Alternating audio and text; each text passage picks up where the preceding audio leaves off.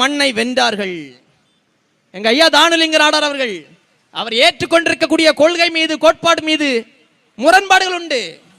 அவருடைய இந்து முன்னணி மீது முழுமையாக நாங்கள் முரண்படுகிறோம். அதை வீழ்த்த வேண்டும் என்பதில் எந்த விதமான மாற்று கருத்தும் இல்லை.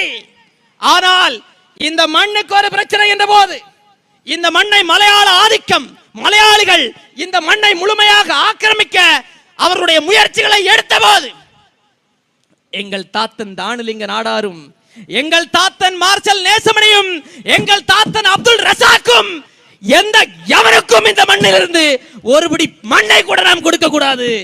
நாம் மதத்தால் வேறுபட்டு நின்றாலும், நாம் இனத்தால், மொழியால் தமிழர்கள் நாம் எல்லோரும் ஒன்றாக நின்றால்தான் இந்த மண்ணின் வெற்றி என்று நேசமணியோடு தானுலிங்க நாடாரும் அப்துல் ரசாக்கும் ஒன்றோடொன்றாக கைகோர்த்து தமிழர்களாக நின்றதால் தான் இந்த மண் விடுதலை அடைந்தது. இப்போ இந்த மண்ணின் மக்கள் கிறிஸ்தவர்களாக, இஸ்லாமியர்களாக, இந்துக்களாக பிளவுபட வேண்டுமா?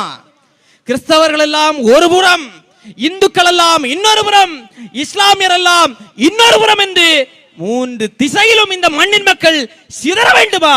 இல்லை, நீங்கள் அத்தனை பேரும் தமிழர்களாக ஒன்றாக நிற்க வேண்டுமா என்பதை நேசமணியை படித்த நீங்கள், தானுலிங்க நாடாரை அன்றைக்கு இந்த விடுதலை போராட்டம் நடந்த போது அவரை படித்த நீங்கள், அப்துல் ரசாக்கை படித்த நீங்கள் முடிவு செய்து கொள்ள வேண்டும். அன்பு மக்கள் சிந்திக்கணும்.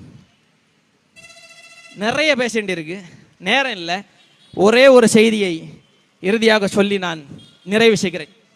இந்த தொகுதியில் விரைவில் தேர்தல் வர இருக்கிறது. காங்கிரஸ் கட்சி, அந்த கட்சிக்கு இத்தனை ஆண்டு காலம் ஒரு சட்டமன்ற உறுப்பினர் 15 வருஷமா இருந்தாராம். எதுக்கு இருந்தாருன்னு அவருக்கும் தெரியல, நமக்கும் தெரியல, காங்கிரஸ்காரர்களுக்கே தெரியல.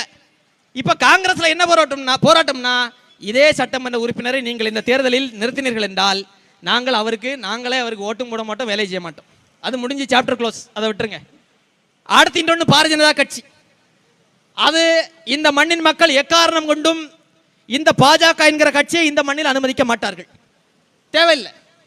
அந்த கட்சியில் எந்த வேட்பாளர் வந்தாலும் இந்த மண்ணிற்கு இம்மி அளவு பிரயோஜனம் இல்லை. ஒட்டுமொத்த இந்தியாவையே அவருடைய கைகளில் கொடுத்த போது எந்த பிரயோஜனமும் வராதவர்கள் இந்த தொகுதியில் என்ன செய்ய போறாங்க? இப்போ எங்க அக்கா ஆன்சி சோபாராணி அவர்கள் யார்? ஆன்சி சோபாராணி அவர்கள் யார்? எனக்கு முன்னால் பேசினவர்கள் பேசினார்கள். ஆன்சி சோபாராணி யார்? எங்க அக்கா ஆன்சி சோபாராணி அவர்களை போன்று கல்வியிலும் ஆற்றலிலும்